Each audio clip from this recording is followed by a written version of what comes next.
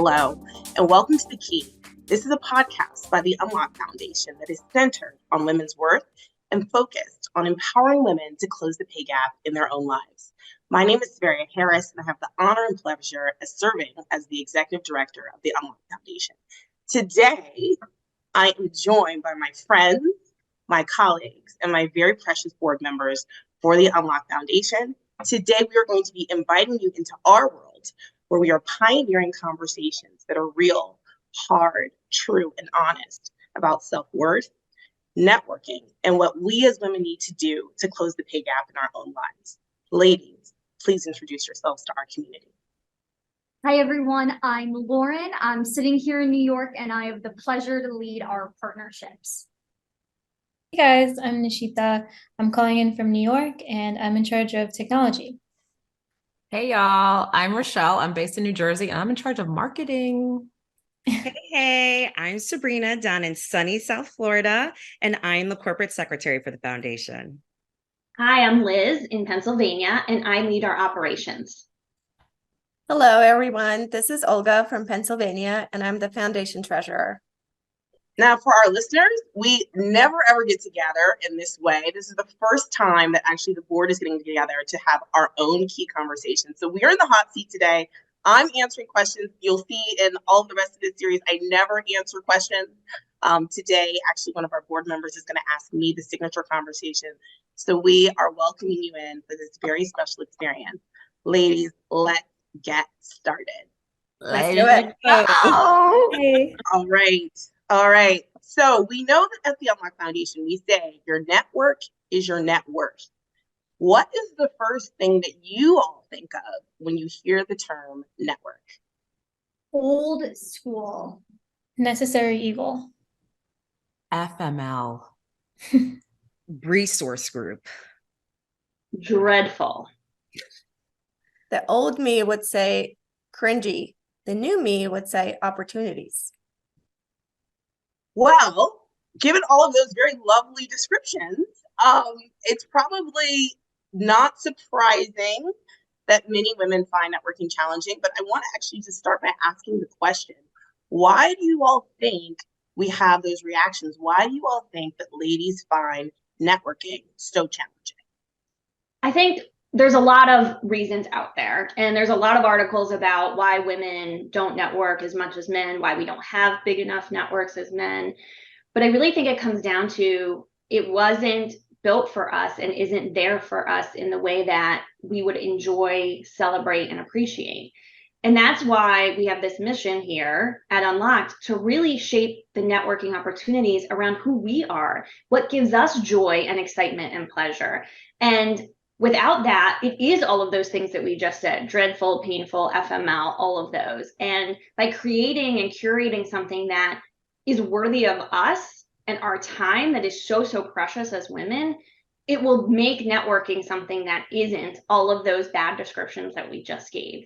So we bring our joy and our beautifulness and everything that we do so well to what networking is, then it won't be those things. So, ladies, what do you want most for the women and girls in your life to understand about worth? You know, Olga, this question is just so profound because I myself has struggled for a very long time with my self-worth. And I'm raising a little girl. She's 6 right now, and she's entirely consumed with social media. And I have to impress upon her that, look, it's you versus you. You need to take your journey personally. And sure, you can get inspiration from others. You can get, role models and be inspired and have aspirations.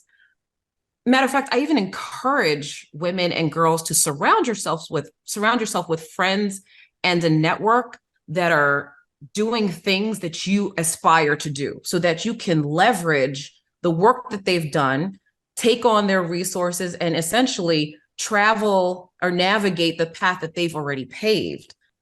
And at that point, once you've done the work to figure out what makes you happy internally versus based on external factors, what makes you happy, what you have identified for yourself as your value and what you bring to the table, it's then and only then that you can establish your worth. And that is what your worth should be based on. It's a lot of work and it requires a lot of self-reflection, but that is the true barometer for where your worth should start. Oh, Rochelle, absolutely. And as a mother to a almost 13-year-old daughter, I am the future of what's to come for you, dear. And I'll tell you, it doesn't get any easier. You know, leading this foundation, being on the board is one of those ways that my family sees that I put my money where my mouth is, and that I put my time behind things that I believe in, that I know are worthy of me, and the time that I can't be with them. And so I think we as mothers especially really struggle with the time that we want to spend away from our children, feeling like, is that worthy enough of us, in knowing that we have this obligation at home? And I want to say, yes, it is. If it brings you joy, empowerment, if it brings you positivity into your life, and it isn't all about your children, that is okay. And they see that and they recognize it. So be that example that I know I wish I had when I was a little girl, to show that I am worthy of these things and that I can drive these forward for them, with them, or without them. And now to kind of talk a little bit, though, of the other side of things, and there is more work to do. So want to get everyone's thoughts on, we know that there is a reality that when women make asks, it is not rewarded at the same rate as men. How do you ladies not get discouraged by the reality when making the ask in your own lives? The reality is that gender-based disparity concerning finances and wages is discouraging, right? Because it's apparent that this bias exists. But to avoid, right, to prevent against allowing that discouragement to turn into despair and then inaction, what I do is I've learned to just prepare and strategize beforehand. I literally practice my speech. I go over my talking points so that I can ensure that if it's a present employer, I'm conveying to the company my awareness of how my ask will impact them, and then also tying in what I bring to the table and why it is that I will be a value add for whatever ask it is that I am seeking. Now, should I have to prepare a dissertation before asking for, say, a raise? Hell no.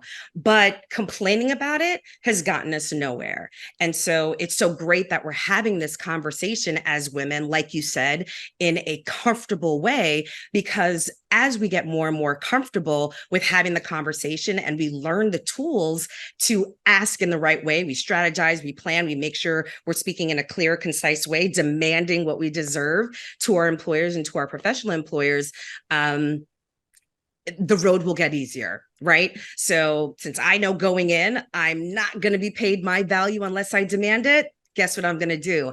I'm going to get prepared and I'm going to demand it so I don't later feel slighted. What do you feel is the role that women have to play in closing the pay gap? When you are part of a group of people that is being mistreated, that has been mistreated, you're like, my part? Like, what do you mean my part? The problem is out there. Somebody else needs to pay me more. It's their problem. I don't have a problem. And the truth is, especially I think when there are historical inequities, the mindset isn't only out there. That's the dirty secret. It's been internalized. It's in our minds.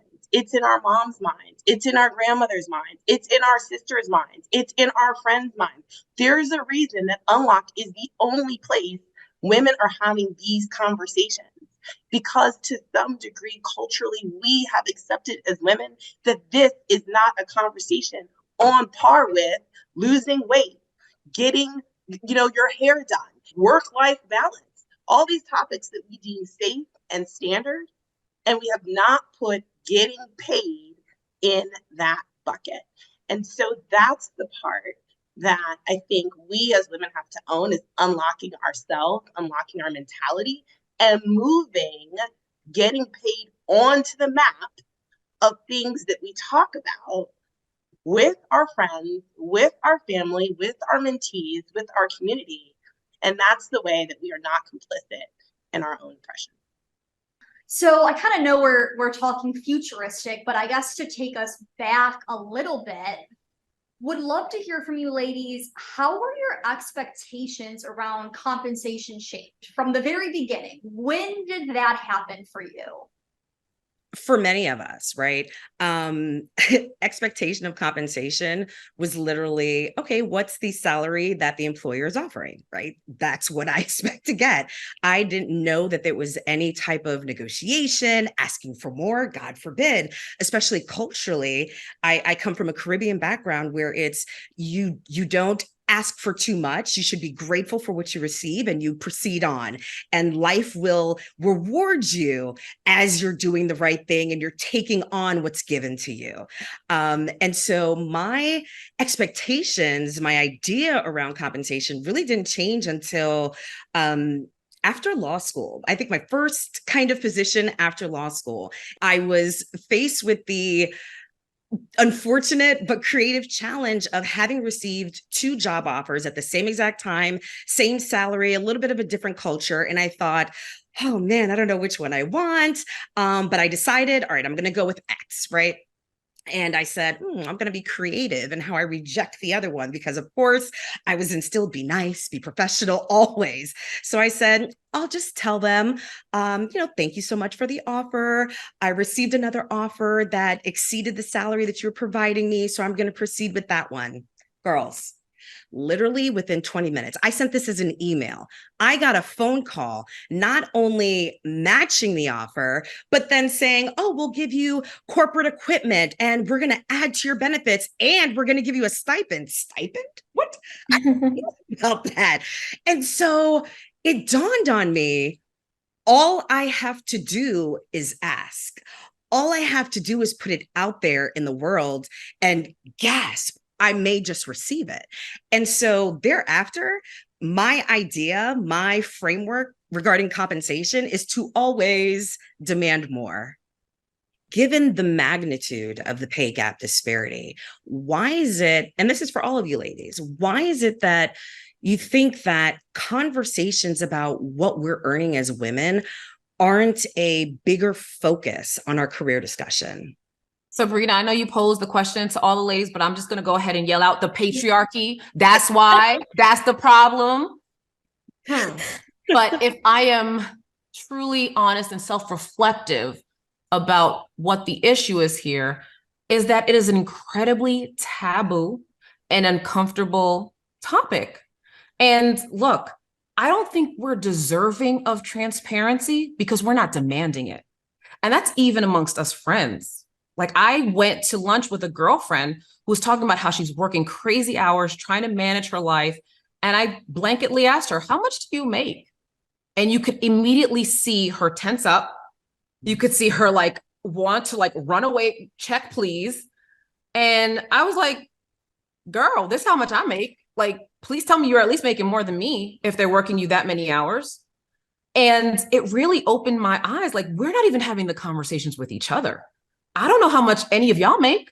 Who's willing to jump on a Zoom right now and tell me how much you make? It is so uncomfortable.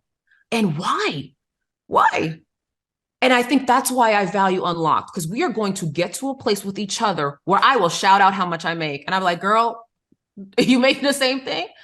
I've already seen the value of this network. It was Severia that sent me a report benchmarking what lawyers are making in the industries in similar roles to me. And I looked at that report and let me tell you, I am grossly underpaid. Grossly. We as women, we tend to, again, be grateful, placate, not want to cause any ruffles, not want to be seen as aggressive or a bitch, right? Not fear of getting blacklisted or blackballed. But if we truly say, look, this is the number that I see for myself in my career. What do you as my manager advise that I do in order to reach that goal, that number, that promotion? And if I deliver on those at the end of the performance period, based on their own metrics that they themselves have articulated, if they don't deliver on that for me, then guess what? I can hold them accountable. And now I have options. I can bring them that accountability to front and center. I can leave, Or I can just remain comfortable and say, look, they're not going to meet my number. And I'm okay with that. I'm just going to stay here. There are other benefits, what have you. But that's the work that we need to do to really hold people to the task. And those are the conversations that we're not having because, again, they're incredibly uncomfortable. But guess what, ladies? We need to get comfortable being uncomfortable. That's the only way you grow. Rochelle, I love your energy. I love your energy. And Y'all don't get me mad on here. Y'all don't get me mad. And this is truly the purpose of having these conversations, to get inspired by each other. And to your point, like, my mantra is up or out. If I am not getting up in the next, 3 years in a row, I'm going to start looking for something else. Truly, the purpose of this foundation and having a network is to be able to have these tough conversations, is to be able to get inspired by each other, and is to be able to take your life to the next level, and have those tough conversations. And the more often you have them, the better you become at it and the easier they become. So let's do it.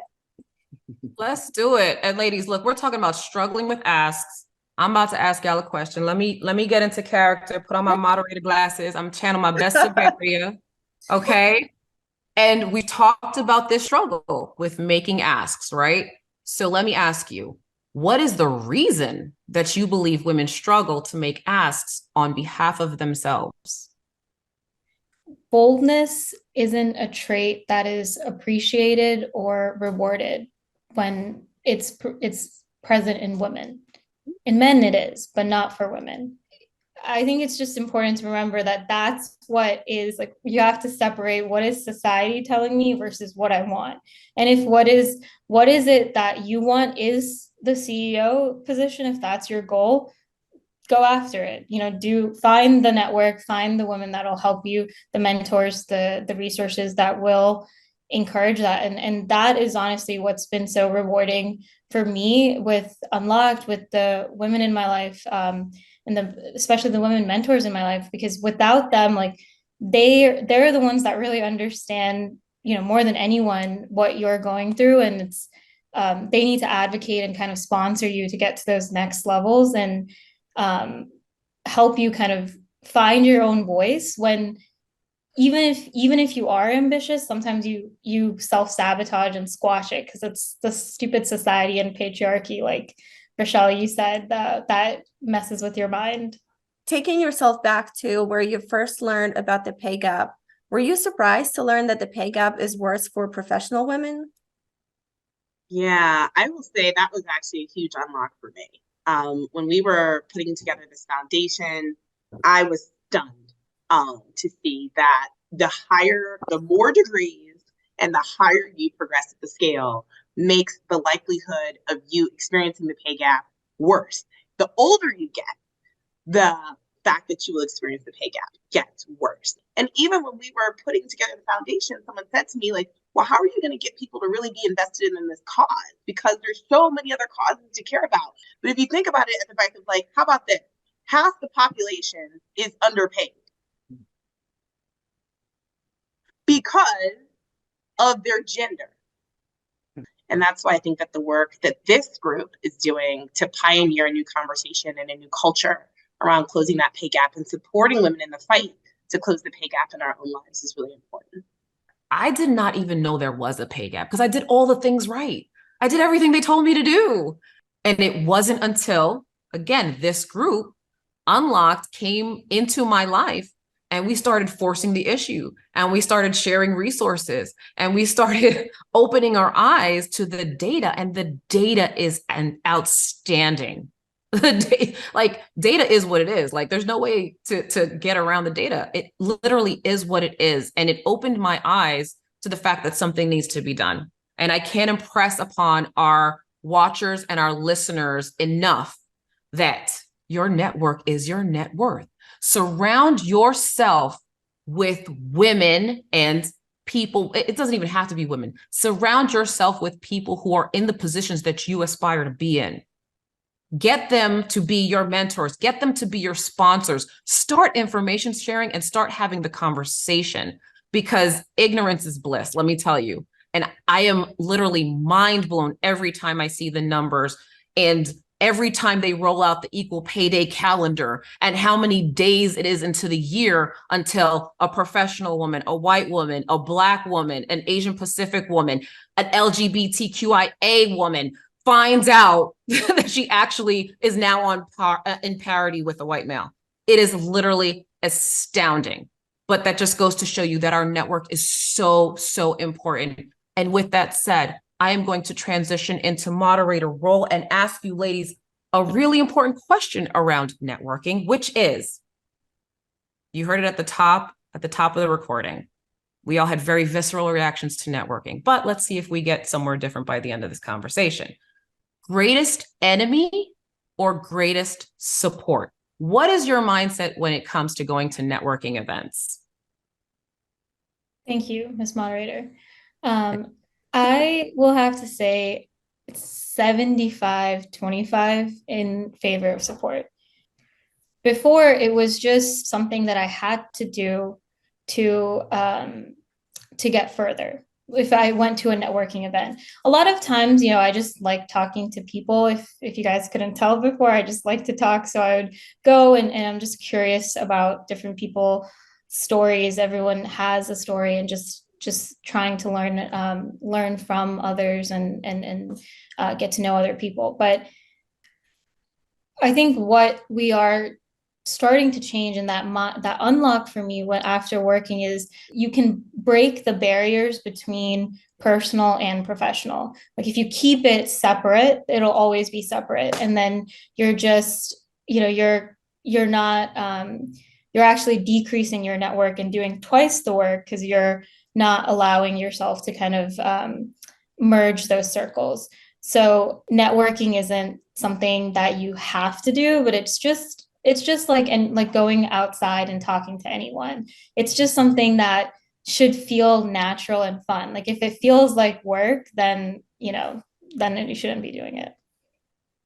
It's human trait. It's human connection to go out on the street and talk to someone. Why don't we make that more norm with a bunch of women in a space? And why does it have to feel awkward? We all know women can talk and chit chat and have a lot to say. So let's just create those spaces where it feels positive and easy to do that, and you don't have to overthink your mindset. I think would be beneficial for all of us. This has been a great conversation, ladies. For anyone listening in for their first time or their fifth time, we have a signature question we ask at the end of all of our talks. And I have the pleasure this evening to pose our signature question to Saveria. And I really look forward to hearing her answer. So without further ado, Sav, what happens when everything in your life is a reflection of your self-worth? Ooh, right? That's the question. That's the question. All right, I'm going to give you the unlock on this. When we were working on putting together this foundation, anybody who's put together anything in their life, I don't care if it's like a shelf, like it's a lot of work and it's hard, and you're going to dig deep, and you're going to have a lot of moments of self-reflection if you're doing it right. And I remember actually standing in my closet, and it came at me like a bolt out of the sky. And it was this expression, and it kept coming back again and again and again. It was actually the answer to this question. And that is actually what caused me to pose it and write it down to be the question for every single event. But the answer was, it already is. Everything in your life, not what happens to you, but everything in your life is a reflection of what you have decided is going to be a part of your story. Not what happens to you, but where you work, where you live, who you're partnered with or not partnered with, whether you have a dog, whether you have a cat. Your life, when you look around, that is curated by you. And we want to sometimes say, well, only the good things are curated by me. But what if it's not just the good things that are curated by you? that there are things that you accept, there are things that you tolerate, there are things that you dislike, and it's in your life because you haven't yet leaned into confronting what am I willing to do to change it. And so it's all starting right here. And that doesn't let people off the hook for the injustice. That doesn't let people off the hook for the not paying you what you're worth and all of that. But what it does do is it turns the mirror back around and it says, why do I think it's okay that I'm not paid what I'm worth? What have I done to start getting paid what I'm worth? What have I done to strengthen my network? What was the last ask that I made to move myself forward? And I think that if you can get really honest with yourself and say, actually, everything in my life already is a reflection of my self-worth, then you come to Unlocked and you decide to elevate that. So that's my answer. Love it. I love it. Woo!